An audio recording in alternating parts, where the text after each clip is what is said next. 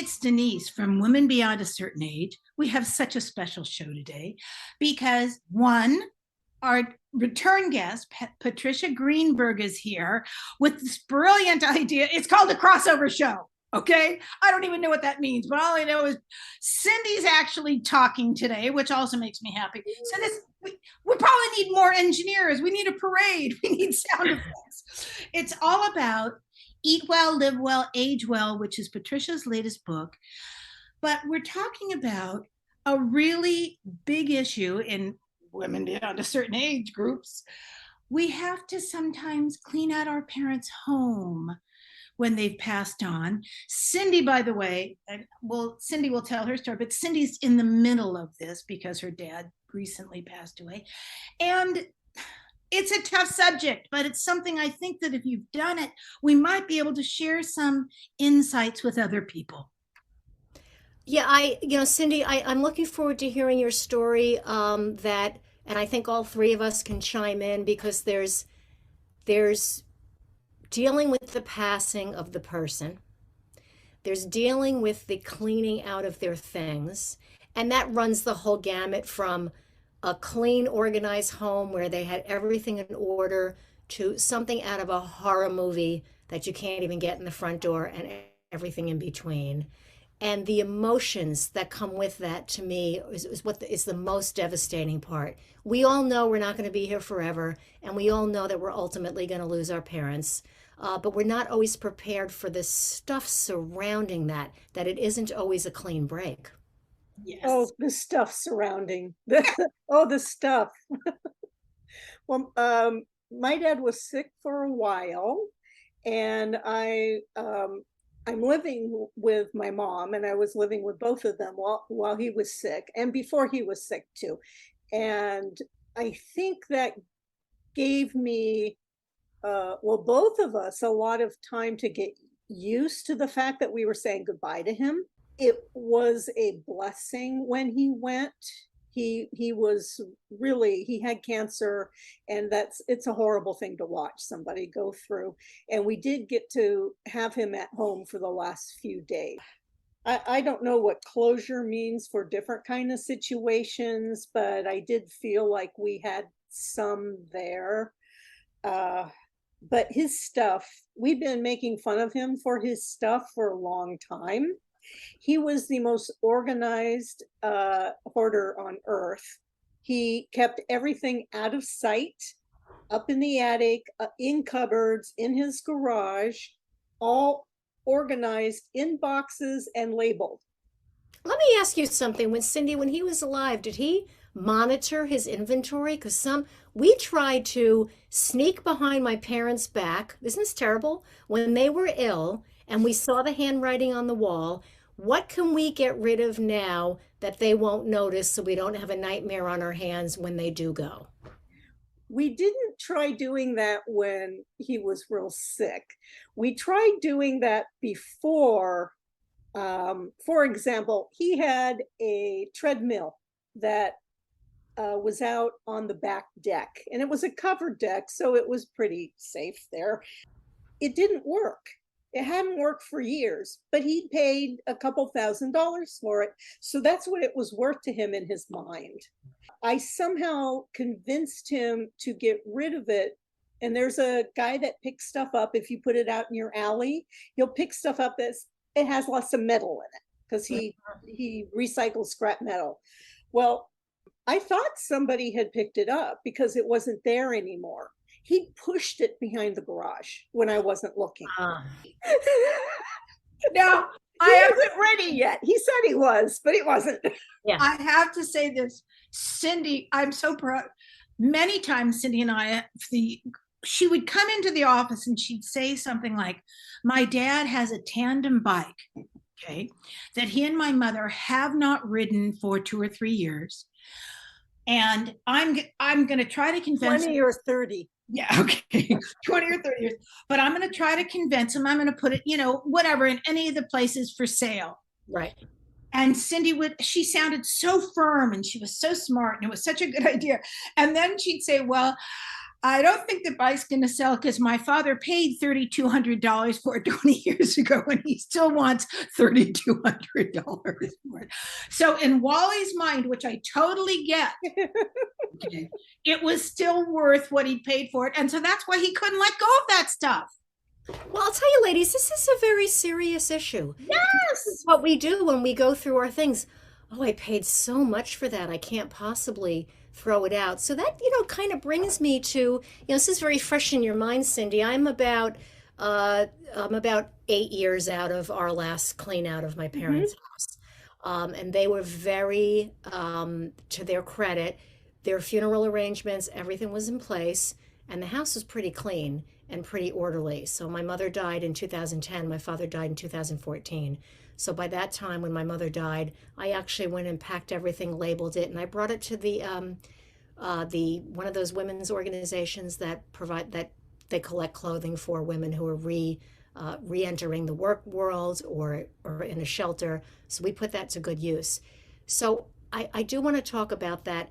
How do you rip that away from somebody when they have that monetary attachment, especially that generation, because they lived in a time where $3,200 is a lot of money. Yes. Well, A lot of money to me, but Yeah, nowadays you can buy a treadmill for 10 grand. You pay $14 for a Starbucks coffee. But in their generation, those are very valuable items. So, Yeah. what We do did. we do? We did not. We did not try to get to convince him that those things had to go. We did after he passed. So my mom said somebody asked her how long she's waited, or has he passed away on on April 29th. And somebody asked her just a few weeks ago if she had started going through his clothes yet.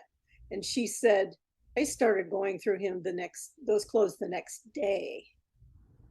I don't know. We did. We just did. We Good for started going him. through everything.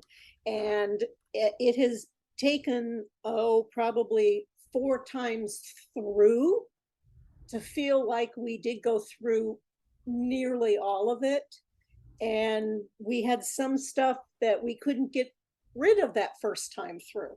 It had to be the second or the third or the fourth time through, because we were still, I guess, Marie Kondoing it. We were still Yes, looking at yes. it. Right. And some things, they were real special to him. He was a huge bike rider, and he did ultra marathons.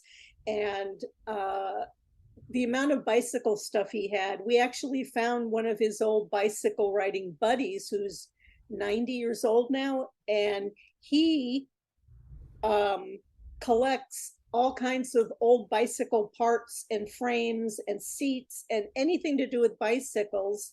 And people use him as a clearinghouse to find old parts that they can't find anywhere else. So we felt really good giving him all of my dad's stuff, because it would go to all of the people that, still love those old bicycles and want to keep riding them. So that was nice. That felt good to us. That's amazing. It's like you're rehoming and repurposing items that you don't feel like. Because, my question is like, what do we keep and what do we discard? And the practical answer is we get rid of everything. What do you possibly need another thing in your house for? And But it's the a emotion attached to that is so profound. Denise, what was your experience when you were My mother called her last house the cottage. It was 3,500 square feet. Oh, Okay. But here's the thing, and I can make it short. My mother loved to shop. My father was a real estate broker. They bought a house. She turned it into a show place. They sold it.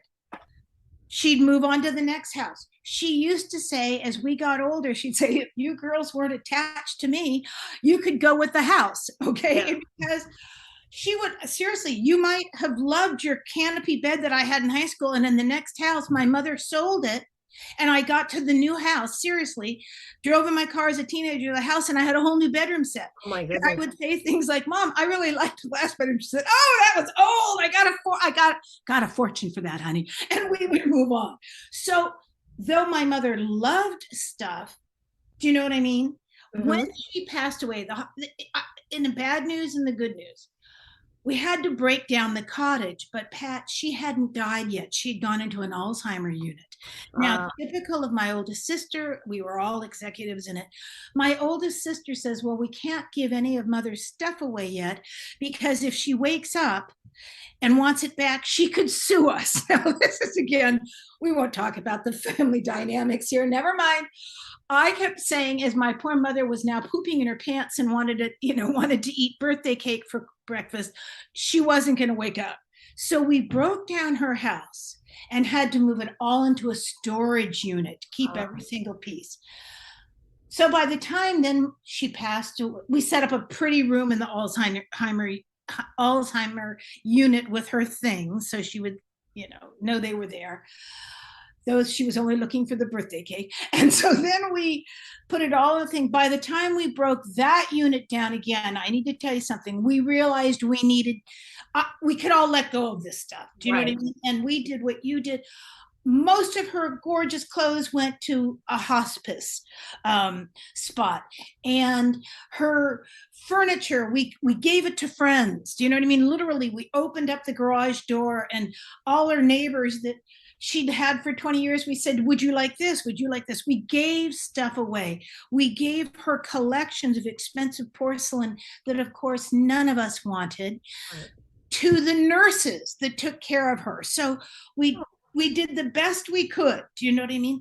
But speaking to your point, I kept 2 or 3 pieces of furniture that I still have in my house now. Do you know what I mean? I didn't keep all of it. When we moved here to Ventura and we downsized, no, I got rid of some of it.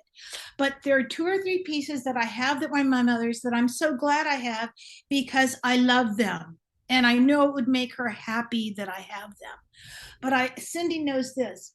At first, I took too much stuff from my mother's estate. Okay. I took too much stuff. Then when I went on a bender in my own house of cleaning out, her stuff was for sale on the lawn for a garage sale that I was holding. And that helped me a lot. And it helped me a lot in my growth with my own stuff. I thought all our prized possessions end up in someone's garage sale.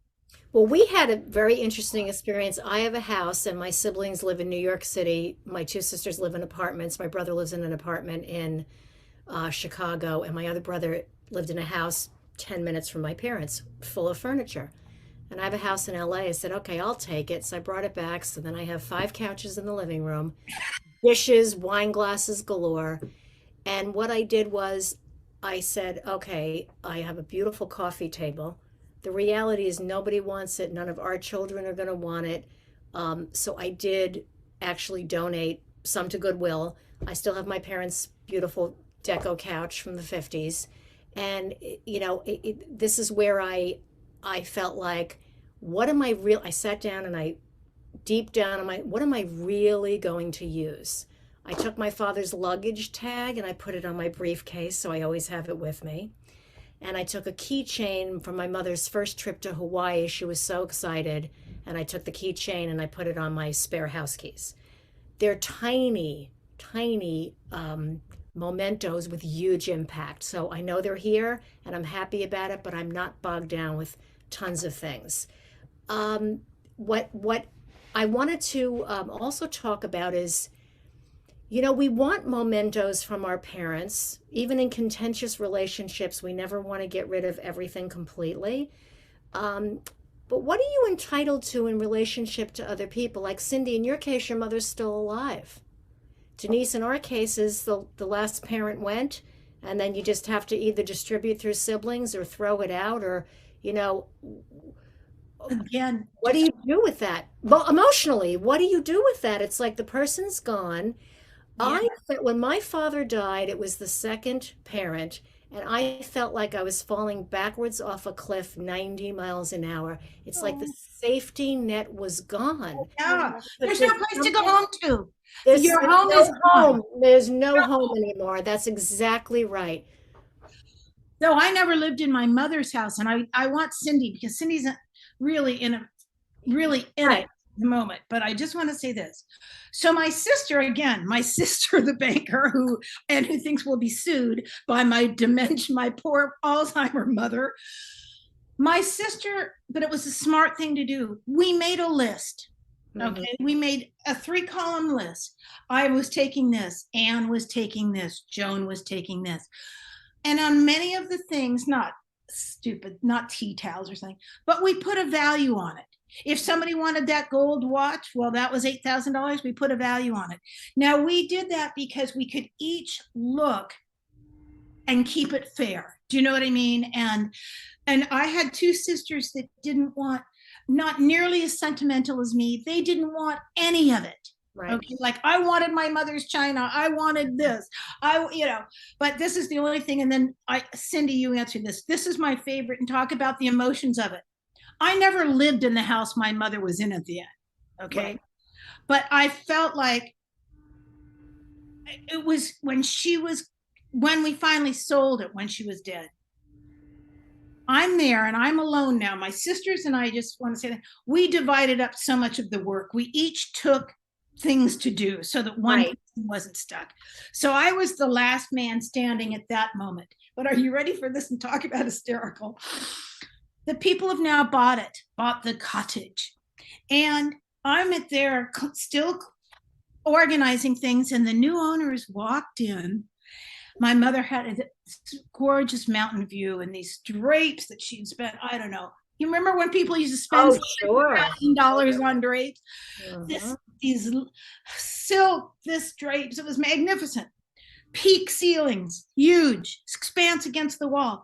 And the woman who's buying the unit says, God, those horrible drapes, they'll have to go. Now I need you to know, I was so offended. Oh, sure. Oh, yeah. And here my beautiful little mother is dead, and these drapes, the place had been a showcase. I need you to know, not safe, not smart. I get on like a 12-foot ladder after 2 glasses of wine by myself. Thank God I didn't go through the window.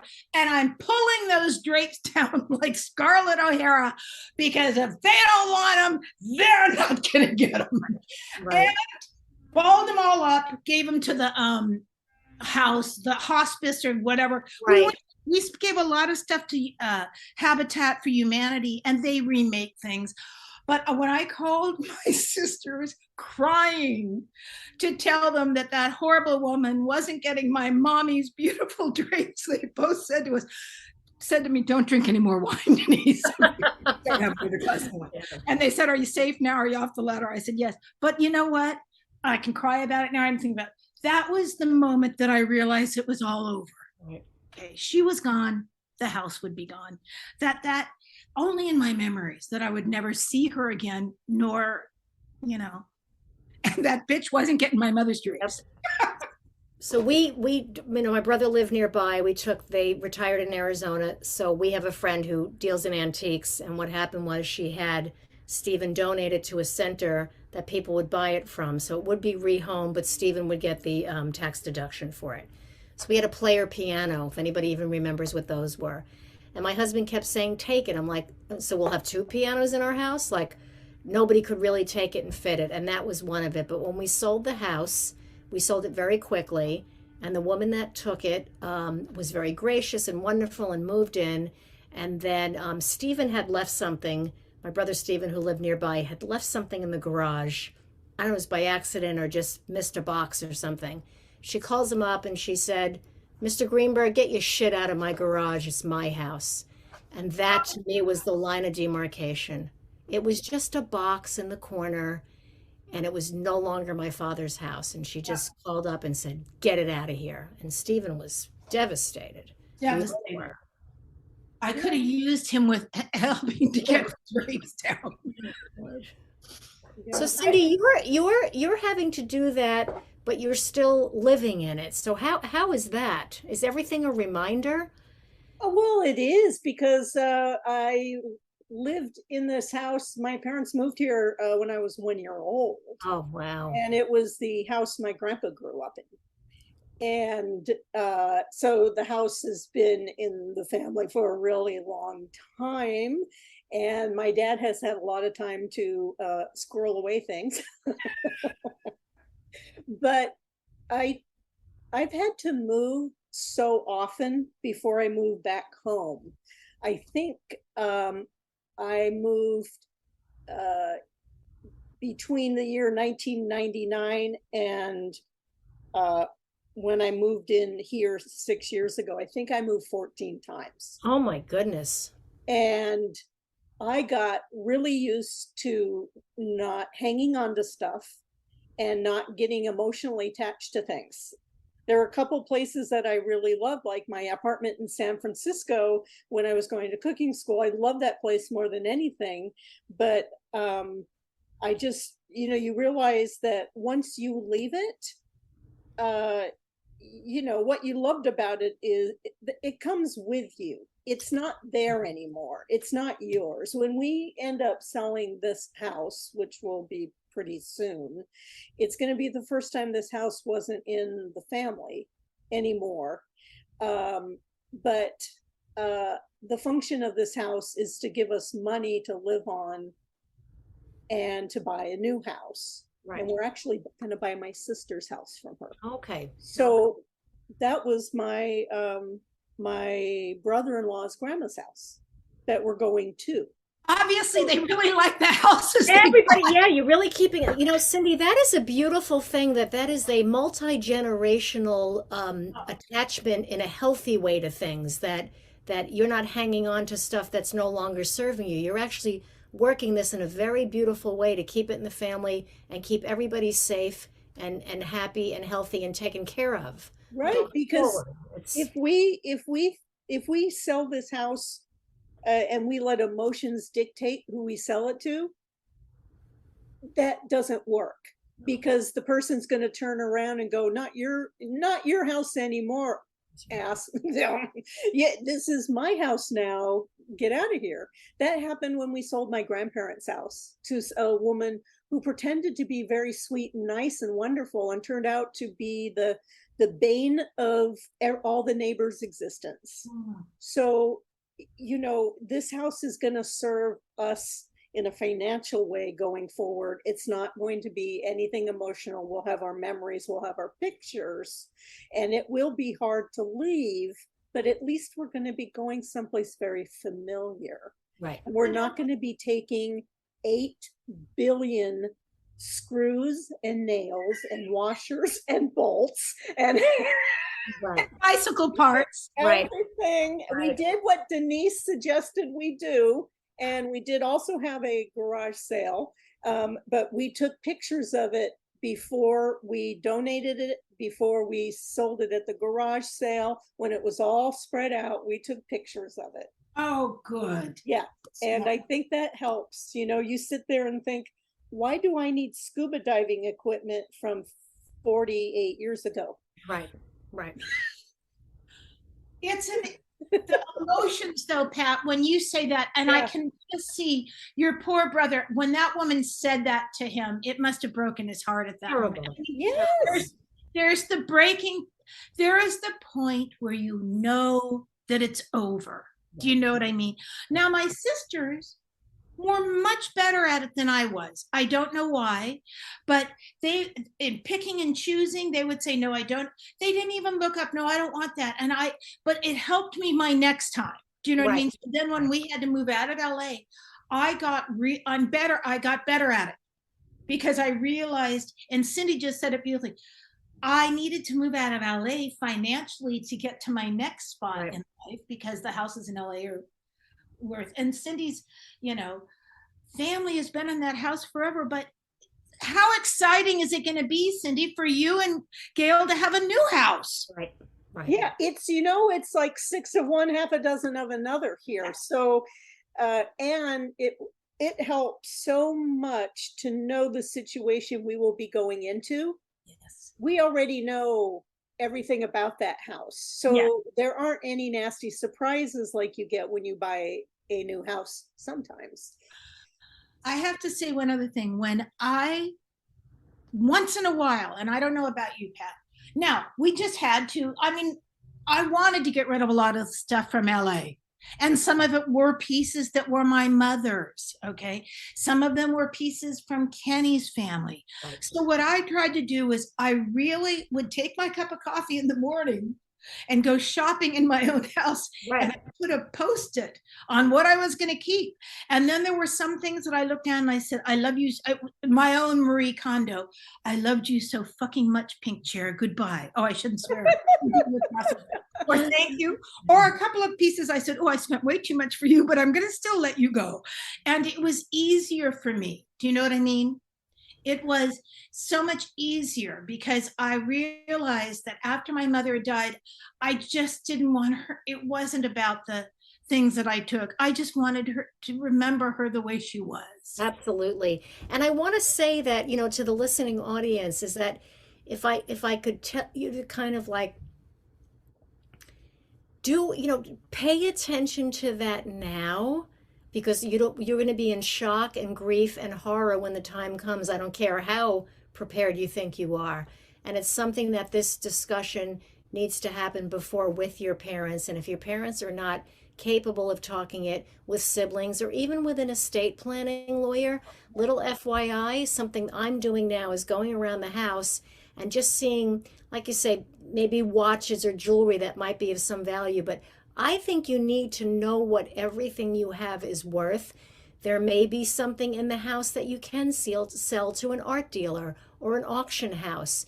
And it's not, I think it's worth exploring if you can get some money for things that nobody in the family is worth taking. And if you could just take that little effort, and now it's easy. I'm doing it now. We have some things in our house that are highly specialized. And so the auction house said to me, take pictures of it and send it to us, and we'll see if it's in the ballpark of something that's worth sending out an appraiser for. And so, that's what I'm looking at. This is an estate planning lawyer session, which we'll do at another time. But the other reason for knowing that too, if somebody's somewhere down, a cousin from Mars wants to come after you, or some kid comes along and said, I'm the illegitimate child of your father, you have everything on paper. So it's a little bit of work, but it's worth having. And, if your parents aren't willing to have the conversation with yourself in terms of what you're going to do when it happens. Siblings are a big issue, Pat. Siblings are a huge issue. This is why Cindy buying her brother-in-law and sister's house, I mean, they're a unit. They're all working together. You know what I mean? Successfully, that it all worked for everyone.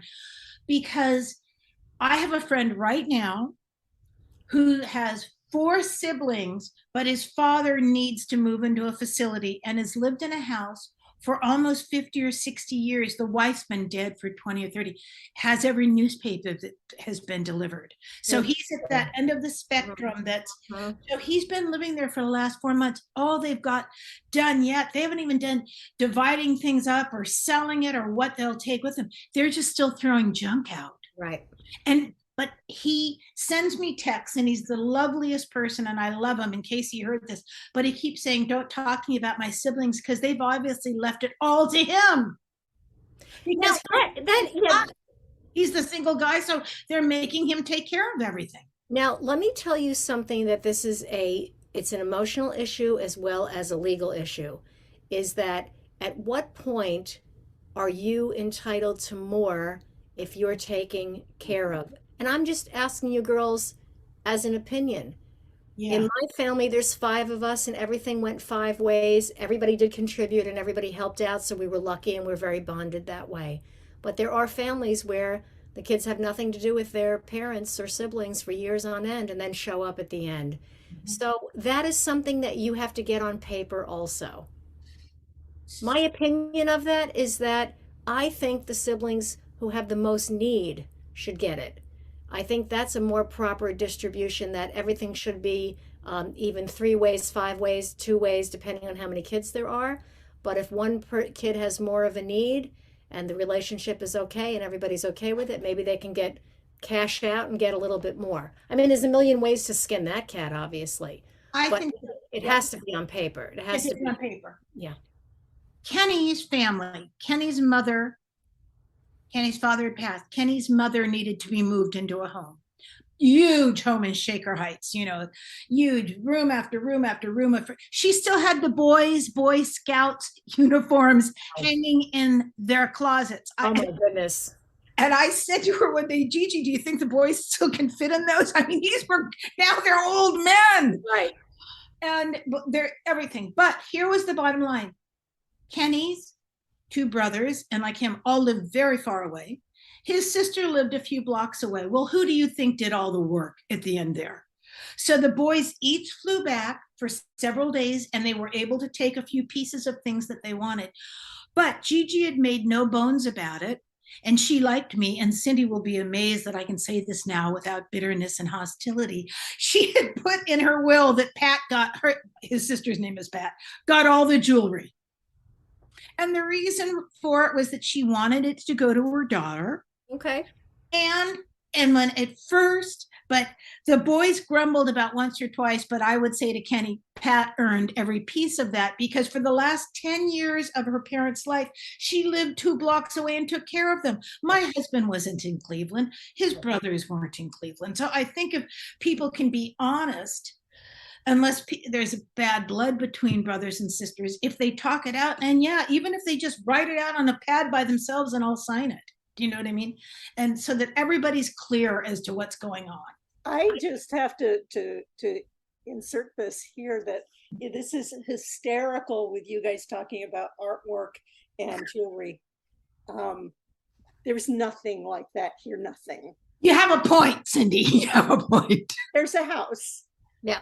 There's a house and a tandem. And my sister and brother-in-law, my dad had some, my brother won't hear this, so this is okay.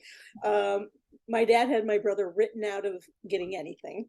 He's always been a problem. My dad was just completely, and my brother, they're very much alike. So they're both, not speaking to each other, nothing.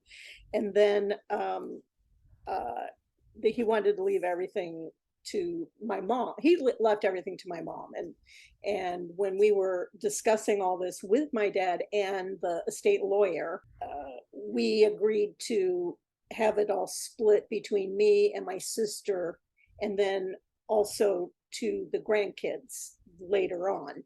But when my dad passed away, we went back in with the lawyer and put my brother back in, because he is in need. Cindy, that's really is in need. But that's not going to happen unless something happens to me, or when something happens to my mom.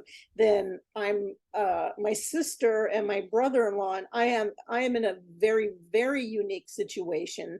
They had a meeting with my mom and dad, and they said, Cindy is taking care of you. We don't want you to leave any of this to us. We want you to leave it to Cindy. Cindy's taking care of mom. She'll be in the house afterwards. She should be able to stay there and not worry about anything. So I have to arrange things for what I do with things after my mom passes. Mm-hmm. How civilized. I'm still like beyond touch that they did that.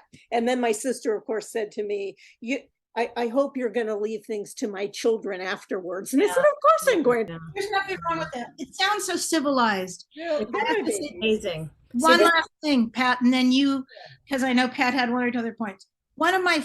All my friends, when you started with this, Cindy, about there's no art and there's no antiques. There's art. Everybody gave it to me, that art.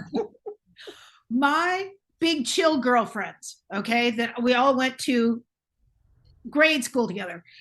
Now, of course, our families have passed on. Well, one or two of us, when we've talked about estates or the money or a fight or just getting it in writing, one of them cropped up and said, gee, my brother and I never said we buried mom. We didn't worry about it. I said, I don't want to say her name. Honey, I call her Honey. Honey, when there's $2 on the table, you both take a buck and walk out of the room. Put 10, $12 million in the middle of that table, and you're going to see how people act. Right. That's okay? Not everyone is going to be ethical and charming like Cindy's family. Right. And that's why, Pat, I tell that story to your statement. Anything that can be written down before people pass on is the way to do it. Even if it's an ashtray, absolutely. An ashtray from the Hilton and a hat from the, Coachella. I put it in writing. And, say it to somebody else that, just handwritten, type it up, or, hopefully you can get a parent to dictate to you what it is they want, and it gets submitted somewhere somehow, because otherwise probate, the state will take everything that's yours. Well, Pat and Cindy, thank you so much. I think that this crossover idea with women beyond a certain age is kind of brilliant. Women beyond a certain age that eat well, live well, age well. I'm liking it. If you want to reach out to us, go to womenbeyond@icloud.com. Of course, we have a Facebook page. Of course, we have a website. But I have to tell you, we love getting messages from people. We love show ideas. And today's show and the next upcoming show was Pat's idea. And I think it's absolutely brilliant, because we should all be planning for the future. Thank you, Pat. Thank you, Cindy. And again, womenbeyond@icloud.com. Leave us a message, or people often are afraid. They don't want other people to read their messages, so then they just private text Cindy and I, or private messages, and that's fine too. Okay, ladies, thank you so much. I think that was fabulous. Thank you all so much for coming. Thank you. Bye. Bye. Bye.